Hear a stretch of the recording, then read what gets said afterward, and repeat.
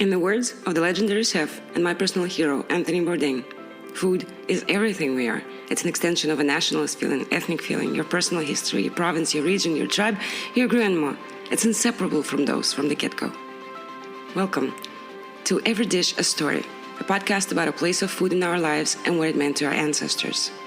I'm your host, Kat, and I'm going to take you to a new location every 2 weeks to connect to who we are.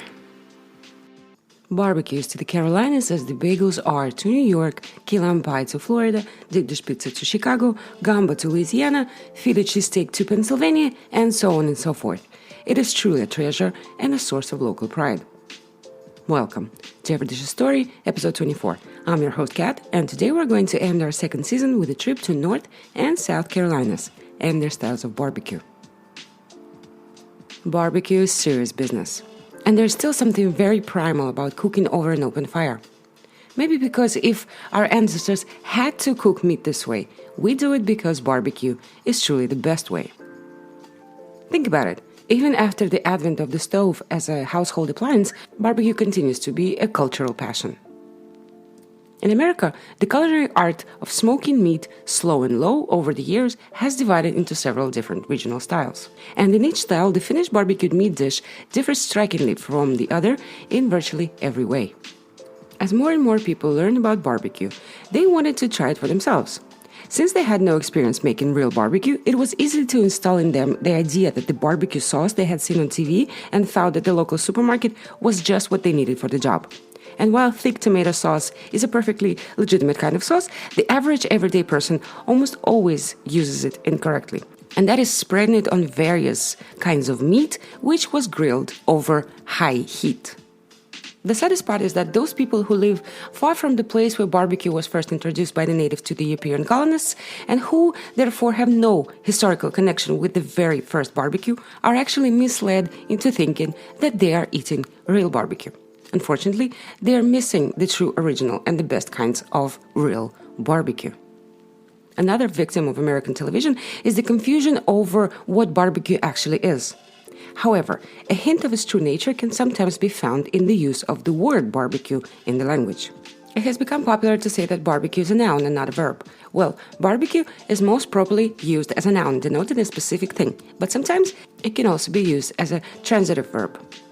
Unfortunately, even most Americans living outside the South in the general and North and South Carolina in particular use it as a verb, or if they use it as a noun, use it incorrectly. Midwesterners or Yankees will say to friends, "I'm going to fry some hamburgers tonight," or they'll say, "Let's put some wieners on the barbecue and pour some beer." And while everyone will have a great time sitting in the smoke, using the word in that sense is wrong. This neighbor is going to grill burgers, not barbecue them. The stove he's going to cook them on should be called a grill, not a barbecue. The second proper use of the word is the use as a transitive verb, can sometimes be seen in expressions such as barbecued chicken or barbecued beef. It is customary to barbecue a variety of meats, with beef and chicken probably being the most familiar, but real barbecue can include lamb, turkey, goat meat, and even possum and other exotic creatures. But these animals are called barbecue, insert name of animal, and the term barbecue in this case is transitive verb describing the way the animal is cooked. The misuse of the term barbecue on television, in movies, and in magazines, where most often written or spoken by people who know nothing about real barbecue, has led to the misconception, for example, that beef is barbecue. It isn't. Keep in mind that barbecue is a noun, a specific thing, and that specific thing is pork, not beef or fish or beaver or shrimp or anything else. It is quite possible to barbecue beef. Tens of thousands of people in the West do it all the time. And it's often very tasty. But it's barbecued beef, not barbecue. The term barbecue has always referred to pork and pork only. Wherever you are, barbecue should be slowly smoked over wood or coals overnight. Cooking times of 12 to 16 hours are the norm. In addition, many establishments have been barbecuing for generations, and the recipes are always original. And the sauces must always be homemade. If you walk into a barbecue joint in any state and see supermarket brands on the tables, run. In my previous episodes, I've covered the Texas, Memphis, and Alabama styles of barbecue. I've included the links to these episodes in the description, so please go listen. So today we're going to talk about the Carolinas. North and South Carolinas may share the same last name, but like all couples, they're also individuals and have their share of differences. In the 1700s, it was about boundaries. Today, it's about football and barbecue. The Carolina states are divided by a border that runs from the mountains to the Atlantic coast. North Carolina has more mountains, but with a total area of 24,000 square miles compared to the 32,000 that make up South Carolina, someone must have more of something. And when it comes to barbecue, each state lays claim to what it has most of and best. Carolinians, North and South, love and fiercely defend their barbecue, but the squabbles tend to be good-natured and much quieter than football arguments. After all, their mothers taught them not to talk with their mouths full. The barbecue debate is complex, and there are at least as many similarities as there are differences. Proponents of both styles favor pork as the main meat. In North Carolina, pork is usually smeared with spices and vinegar as it cooks. It is then portioned and served with either of the two sauces which are popular in the state. We'll talk about that later. In South Carolina, however, the whole hog is usually used, unlike pork shoulder, which is preferred in North Carolina. In addition, the South Carolina style adds elements of mustard to the rub or sauce, as mustard seasoning is considered a major cash crop in the state. The barbecue rivalry between the Carolinas may be friendly, but it's real. So, if you're planning to dive into the delicious world of barbecue in one or both states, here are a few key things to keep in mind. Many South Carolinians believe that the barbecue was born in their state, but the history is on North Carolina's side. Barbecue was quote-unquote discovered in North Carolina in the late 16th century by Sir Walter Raleigh. In 1585, Raleigh sent men to the coast of what is now North Carolina. While there, John White sketched the native Croatoan people fanning their heat over the flames. They were careful not to get burned. White saw the Croatoans use a barbacoa, a frame of sticks on which they held meat over the fire. The barbacoa later became a barbacoa when it was used by the Spaniards in the Caribbean after they saw the natives using it to smoke meat. And as they say, the rest is history. Historians believe that German settlers who traveled the Great Wagon Road in the mid to late 18th century from Pennsylvania influenced the barbecue style in North Carolina's Piedmont region. Catawba College history professor Gary Fries developed this theory based on the fact that the Pennsylvania Germans barbecued pork shoulder and braised it in a fruit-flavored liquid, similar to what the Lexington-style North Carolinians are proud of today. Fries also claims that the first known barbecue masters bore German surnames: Weaver, Riedenhauer, Swissgood, and that the earliest barbecues in Piedmont originated in German cotton mill villages. The first true colony in the Americas is believed to have originated in South Carolina. The very first Spanish adventurers that you can read about in history books were actually conquistadors, aiming for gold and conquest, not colonization. The Spanish colonists, who did not come to South Carolina until a little later, but still in the 1500s, named their colony Santa Elena. It was founded in the area we now call Port Royal in Beaufort County. This colony lasted nearly 20 years and boasted a fort with several cannons, a church, a bakery, a forge, pottery, and nearly 500 colonists, including over 100 families. It was in this first American colony that white men first learned to cook and eat real barbecue through interaction with local Native Americans. Thus, people were eating barbecue in South Carolina long before the British called the area the Carolinas. When it comes to the Carolina barbecue, what you eat depends not only on what part of the state you're in, but also on the state itself. North Carolina may be larger, but South Carolina offers twice as many regional barbecue profiles. There are two different styles of barbecue in North Carolina: the Eastern style and Lexington in the West. The Easterners cook the pork whole, while Lexington barbecue purists use only the shoulder pieces. A popular phrase is that the Easterners cook every part of the pig except the squeal. Obviously, the rest of the pig is not wasted in the West either. It is simply not invited into the pit. According to Sacred Smoke, the Big Book of North Carolina barbecue, barbecue in North Carolina must meet 3 requirements. First, the meat must be barbecued, meaning cooked at a low temperature for a long time, with heat and smoke flavoring the meat from a hardwood fire or hardwood coals. The second is that meat must be pork. A whole hog, a shoulder, or even ham. Doesn't matter. It just has to be pork. And the third is that a thin vinegar-based sauce is always served with the meat. The Lexington style in South Carolina became popular during the World War I era, using pork shoulder meat with a sauce based on vinegar, ketchup, and spices. Perhaps the biggest controversy between the two Carolinas is who has the best sauce. North Carolina uses two traditional sauces, depending on whether your barbecue is Eastern or Lexington style. South Carolina claims 4 sauces, but the geographical boundaries are not so easily defined.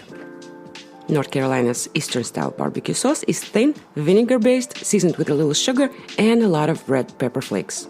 Lexington-style sauce is similar but with tomato or ketchup added to it. The most famous is the bright yellow, tangy, and slightly sweet mustard-based sauce, common in the central part of the state. This original barbecue sauce, which originated hundreds of years ago, is simply pepper and vinegar, the first and the simplest of the 4 sauces. The second sauce in order of historical evolution is the one that is specific to South Carolina and the one that people most often think of as the South Carolina style, and that is the mustard sauce. The sauce is a product of a large German heritage living in South Carolina. From the 1730s through to the 1750s, the British colony of South Carolina encouraged, recruited, and even paid for thousands of German families to move in so they could settle in South Carolina. They were a hard-working, hardy, and resourceful people who adhered to the intensive family farming as opposed to the plantation system favored by the British settlers. The first German settlements were in what we now call Dorchester County, and then subsequent waves of settlers moved up the rivers into Orangeburg, Lexington, Newberry, and northwestern Richland counties. These German settlers brought with them, in addition to the European style of farming and the Lutheran Church, the common use of mustard. South Carolina mustard sauce can be clearly traced back to those German settlers, and today, even 250 years later, it is abundant in the names of families who sell mustard-based sauces and mustard-based barbecue. The third type of sauce found in South Carolina in terms of sauce evolution is the light tomato sauce. This sauce is nothing more than vinegar and pepper with the addition of tomato ketchup. It came about after tomato ketchup became a readily available condiment around the turn of the 19th and 20th centuries. The fourth sauce in South Carolina, and for that matter in the whole country, is the heavy tomato sauce. This sauce has appeared very recently, in the last 60 years or so, and is the last of the 4 major types. It has spread rapidly across much of the country thanks to the modern transportation, modern marketing, and the modern Americans' insatiable craving for sweetness. The heavy tomato sauce is the most commonly found as a sauce popularized by Kraft Foods, and can be found in every store thanks to the marvel of the 20th century motorized transportation. This sauce and its newer relative Kansas City masterpiece and its many imitators are the type of sauce that most Americans think of as barbecue sauce. All sauces in both states have a certain spiciness, but South Carolina sauces tend to be a little spicier. But if the word honey appears in the name of the sauce, neither Carolina will claim it. North and South Carolina have 3 of the 4 types of barbecue sauces commonly used by Americans, but only South Carolina is home to all 4. Now let's move on to the sides. Sides are an integral part of overall barbecue experience.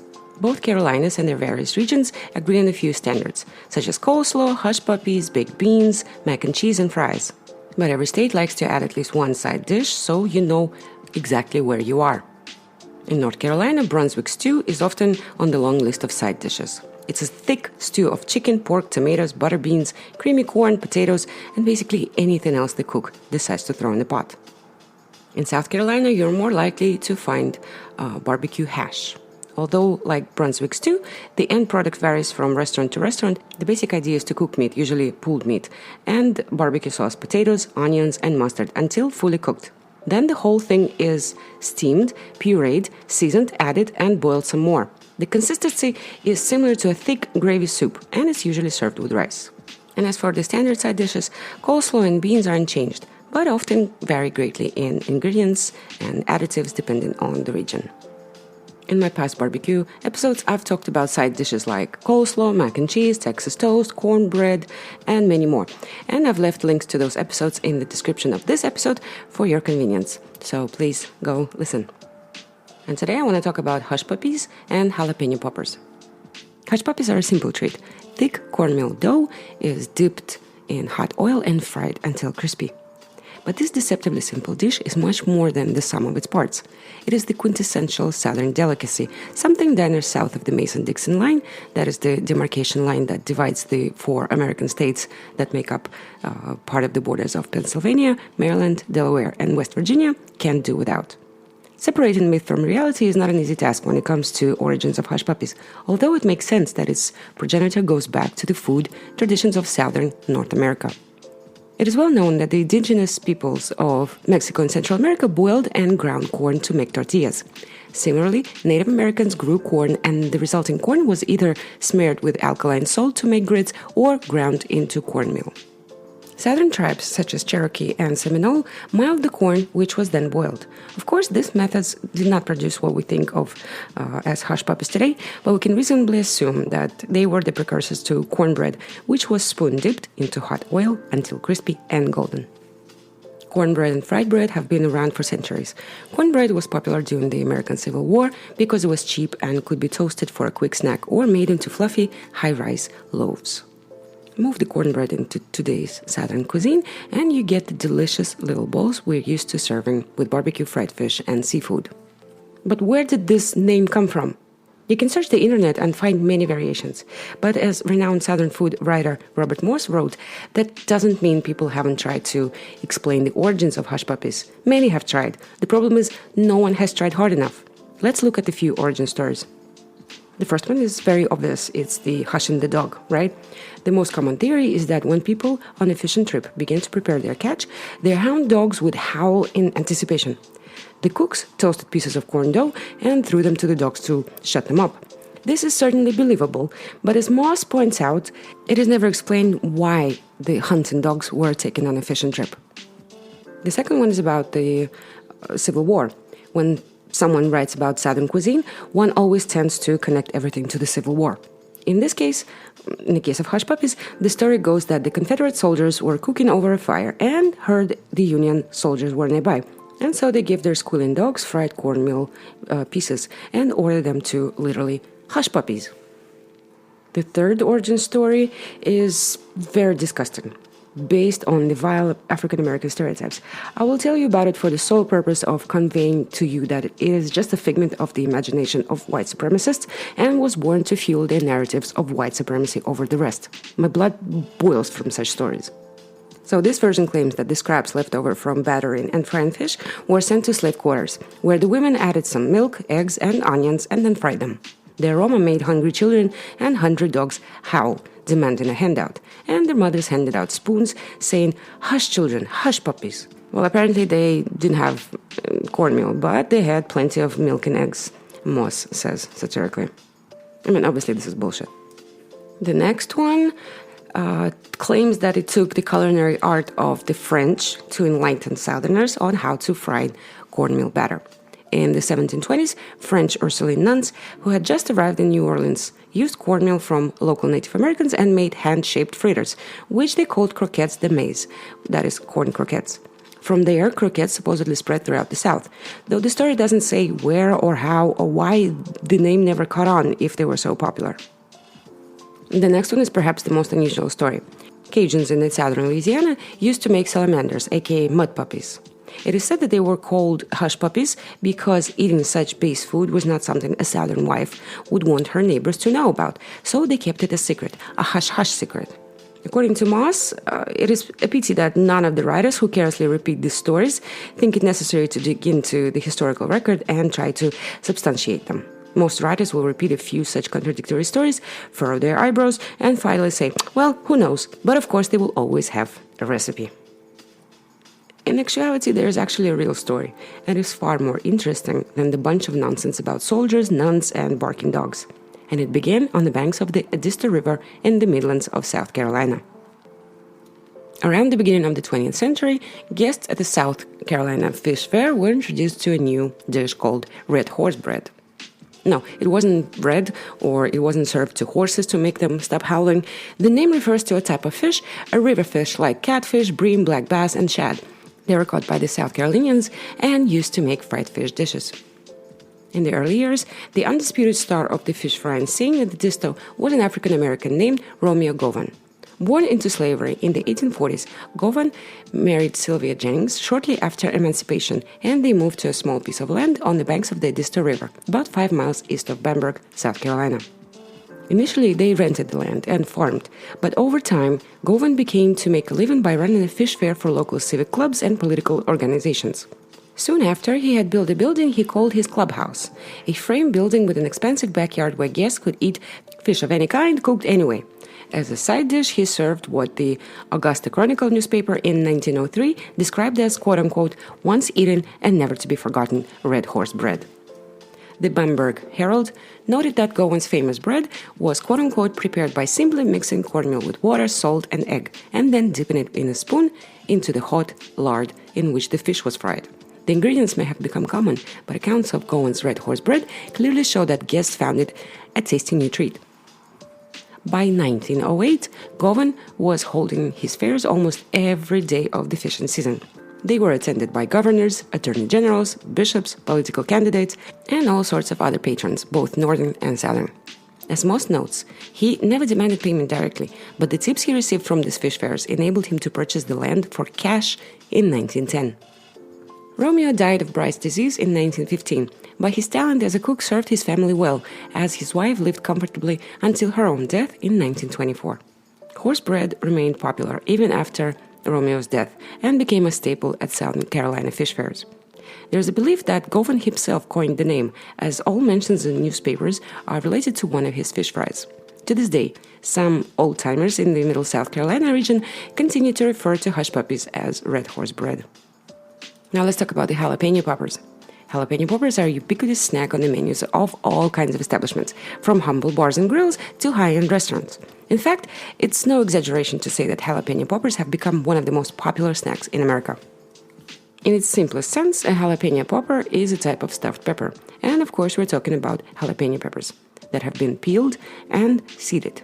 The inside of the pepper is then filled with stuffing. In many cases, the filling simply consists of cream cheese. Alternatively, the popper may contain a mixture of cheeses and spices, and in some cases the filling may even contain ground meat. The jalapenos are then breaded and deep-fried or simply baked in the oven until it turns rich golden brown color. The poppers are often served with a dipping sauce, which can vary from region to region. Popular options include ranch, blue cheese, tartar, and hot sauce. The popularity of jalapeno poppers is largely attributed to the brilliant combination of ingredients. While jalapenos can naturally be quite spicy, the cheese filling helps reduce that heat, making the poppers taste more palatable. The roasted exterior gives the popper a nice crunch, and the inside has a delightfully creamy consistency. The history of jalapeno poppers is somewhat more mysterious and complex than one might assume. The main ingredient, the jalapeno pepper, originated in what is now Central America and Mexico, but the name jalapeno was given to the pepper by the Spaniards. Jalapeno literally means from Jalapa, the capital of the state of Veracruz. Anyone who's into Mexican food may be familiar with a dish known as chile relleno, which many consider to be the original inspiration for the creation of jalapeno poppers. Chile relleno are also a type of stuffed pepper, usually made with poblano peppers, filled with a cheese mixture and then roasted. Many culinary historians suggest that what we call jalapeno poppers were also simply just a variation of chile relleno. No one knows exactly when or where the first modern jalapeno popper was served, although popular opinion agrees that the dish originated in Texas around 1970s. Of course, they weren't called jalapeno poppers back then. These proto-jalapeno poppers were usually wrapped in bacon or sausage and called armadillo balls or armadillo eggs, whichever one you prefer. Jalapeno poppers, as you know them today, probably appeared sometime in the 1980s.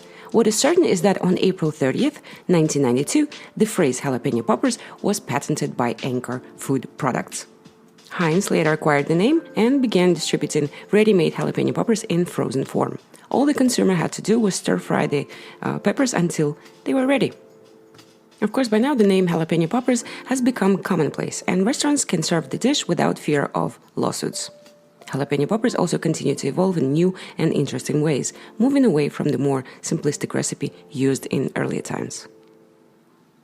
And before we finish the episode today, I want to take you on a little journey along the barbecue routes of North and South Carolinas and also take a look at their festivals. Every state in the Carolinas has an official barbecue trail that showcases the gems of the state's culinary arts. But as you might expect, each state has its own take on what the path to barbecue nirvana should be. To get on the North Carolina Trail, a restaurant must meet a strict set of requirements. Whereas in South Carolina, all you have to do is make good barbecue. The North Carolina Barbecue Society Historic Barbecue Trail, NCBS for short, has created a barbecue trail that runs from the eastern North Carolina to the Tennessee border. The trail crosses the entire state with 20 stops at NCBS's designated historical barbecue pits. The NCBS board chose them because they visually represent North Carolina's distinctive cooking methods and styles. Each barbecue joint on the trail has an NCBS emblem indicating that it meets a certain criteria, such as providing a sit-down area. No city or town can have more than 2 restaurants on the trail. An interactive map of the trail is available online. You can find a photo and a link to each establishment on the map. And while North Carolina believes that less is more when it comes to barbecue trails, South Carolina has decided that more is better. The South Carolina Barbecue Trails map, courtesy of the South Carolina Department of Tourism, is a comprehensive resource for hungry travelers. The map divides the state into areas with more than 200 barbecue restaurants listed. A quick glance at the map provides a lot of information: the restaurant name, address, phone number, website, and opening hours for each restaurant. Carolinians love their festivals, and they look forward to the barbecue festivals that are held in each state every year. Some include competitions, while others take the opportunity to showcase the best the region of the state has to offer. Every October, the city of Lexington, North Carolina, hosts the North Carolina Barbecue Festival. More than 150,000 visitors flock to Lexington to feast on more than 5 tons of slow-cooked meat with all the seasonings. A carnival atmosphere accompanies the barbecue with games, races, sculptures, and music. This day-long celebration can work up an appetite during the 5K hog run, experience the thrill of a BMX stunt show, and check out the dog teams demonstrating their skills. In South Carolina, one of the main events is the South Carolina Discovery Festival, held every July in the upstate town of Greenwood. The festival celebrates the history, culture, food, art, crafts, music, and people of South Carolina in general, and Greenwood County in particular. Kansas City Barbecue Society allows the attendees to sample traditional barbecue at its best. And while it's a serious competition, the flavors and textures remain a winner in this festival. And while you're sampling barbecue, enjoy the Blues Cruise, a celebration of the genre with numerous performances throughout the 2-day festival. On this note, I'd like to wrap up our little dive into North and South Carolinas and their barbecue. Thank you so much for listening. Check out my pulled pork sandwiches, Eastern North Carolina barbecue style. Subscribe to the podcast, leave me a rating. All the links are in the description of this video. So this is the end of season 2. It's been a lot of fun making this season, and I am really looking forward to the 3rd season. So until then, eat well, train hard, love cats, and please recycle your garbage when you can. And of course, wherever you are in the world today, I hope that you are healthy and that you are safe. Bye-bye for now, and I'll be back in October with a new season, with new journeys, with more places, more food, more history, and more fun.